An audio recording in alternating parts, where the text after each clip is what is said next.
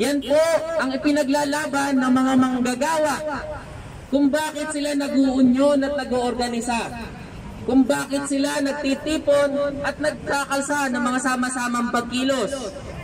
Pero sa halip na pakinggan ang kanilang mga hinaing, sistematiko ang mga paglabag sa karapatang pantao at karapatang pag-uunyon ang kanilang dinaranas. At ito ay nakaabot na nga sa pandaigdigang mga mata at tenga.